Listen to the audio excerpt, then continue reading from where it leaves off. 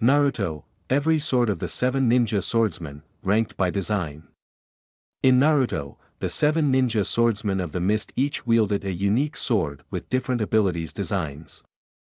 The Naruto franchise became a global hit because it told a great story that included an impressive amount of world building. The franchise's ninja world is filled with skilled and powerful characters. And most of them hail from one of the 5 great shinobi nations. The Hidden Mist Village is one of these nations, and it can be found in the Land of Water. Ninja from the Mist Village tend to have an affinity for water-style jutsu. But a significant number of them are also more than capable of using swords in combat. The 7 ninja swordsmen of the mist are considered to be the greatest blade-wielding ninja in the village. And they each wield one of the village's 7 mystical blades. Each of these blades has a unique ability and design, but some are better than others. 7. Kobikurabocho is basically a massive broadsword. Zabuza was the first real threat Naruto faced, and he was certainly strong enough to take on several of the characters who appeared in Shippuden. The demon of the hidden mist was feared because he had mastered the silent killing technique, but his sword, Kobikurabocho, was just as dangerous. This sword is known as the executioner's blade. And it can use the iron in its victim's blood to regenerate. In terms of design, Kobikurabocho looks like a massive broadsword that is as long as a fully grown human. It also sports a circle near the tip and a semicircle near its handle.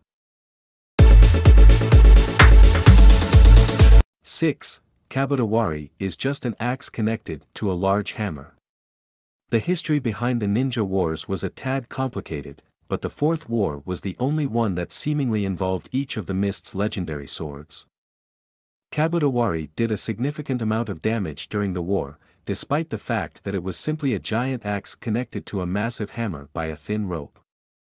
Kabuto may have a simplistic design, but it is a very strong weapon. The sword is said to be able to break through any defense because the wielder has to strike with the axe first before slamming the back of it with the hammer. The force and strength of the hammer then cause objects to either break or 5. Nuabari is a large needle with thread. There were certain characters Kakashi should have fought, but he did end up fighting several members of the 7 ninja swordsmen during the war. Kushimaru Kuriere was one of those swordsmen, and he wielded Nuabari, which is basically a long needle with wire that acts like a thread. This sword can apparently pierce anything. And it can then use its wire to stitch things together. Nuabari can be used against individual opponents, but it works best against groups, as it can pierce through multiple enemies and then stitch them together to form bundles of corpses.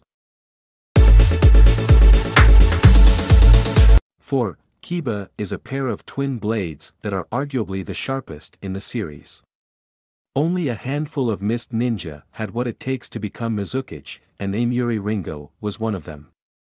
She was the only female member of the 7 ninja swordsmen's greatest generation, and she wielded the twin swords known as Kiba. These swords are enhanced with lightning, which is why they can produce lightning-based attacks. And their natural cutting power is significantly greater than a normal sword's. They are considered to be the sharpest swords in existence, and in terms of design, they are double-edged blades with bladed prongs near their tips and handles. 3. Shibuki is equipped with explosive tags. Of all the swords, Shibuki is the only one that doesn't feel like an actual blade because its primary goal is to cause explosions. The blade itself is split into 2 sides, with one being a narrow cutting edge for actual sword attacks. The second side is a wide platform that holds a large scroll filled with explosive tags. Segments of this scroll detach when they are ignited, but it only works when they make contact with their target. This detach feature was added to make sure the wielder had enough time to escape the explosion's blast radius. 2. Hiramakari can have several shapes.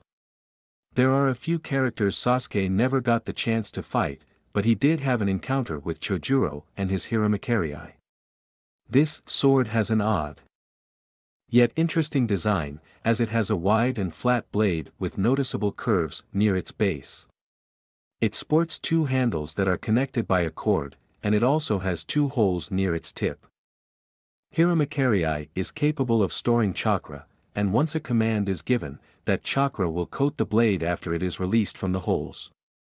The sword can then assume several forms, including a hammer, a long sword, or a pair of twin swords. 1. Samahata is a sentient, living weapon. One of the harshest realities about being a Jinchuriki is the fact that they have to fight powerful enemies like the Akatsuki. Kisame may have contributed to one of the Akatsuki's biggest failures, but he still wielded a sword that was perfect for dealing with Jinchuriki. Samahata is considered to be the most terrifying of the 7 swords, as it is a sentient creature capable of absorbing the chakra of anyone it slices. In terms of appearance, Samahata's blade is comprised of many downward-facing scales, and its tip is a large mouth filled with sharp teeth. The sword can also transfer consumed chakra to its owner, and if needed, it can fuse with its owner's body.